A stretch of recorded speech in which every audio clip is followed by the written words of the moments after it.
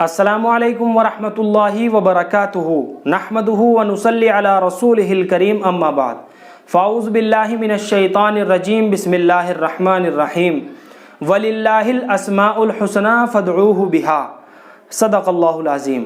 محترم ناظرین حضرات، آج ہم بات کریں گے محمد حفظان نام کے بارے میں۔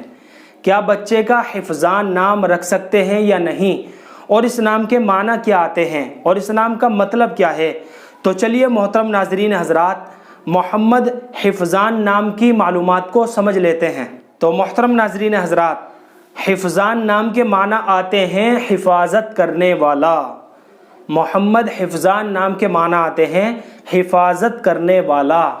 تو اس نام کے معنی کے اعتبار سے حفظان نام رکھنا بہت اچھا ہے، جائز ہے، بچے کا حفظان نام رکھ سکتے ہیں۔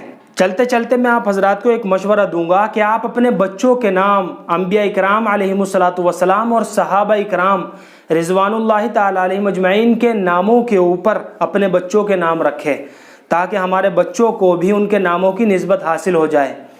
اب انبیاء اکرام اور صحابہ اکرام کے ناموں کے بارے میں ایک بات تو یہ ہے کہ ان کے ناموں کے لیے معنی تلاش کرنے کی بھی ضرورت نہیں ہوتی ہے، بس ان کے نام کے لیے نسبت ہی کافی ہوتی ہے کہ یہ انبیاء اکرام کے نام ہے، یہ صحابہ اکرام کے نام ہیں۔ تو کوشش یہی کرنی چاہیے کہ ہمارے بچوں کے نام بھی انبیاء اکرام اور صحابہ اکرام کے ناموں کے اوپر رکھے جائے، تاکہ ہمارے بچوں کو بھی ان کے ناموں کی نسبت حاصل ہو جائے۔ اللہ سے دعا ہے کہ اللہ ہمیں سنت و شریعت کے اوپر پابند فرمائے۔ فقط واللہ اعلم۔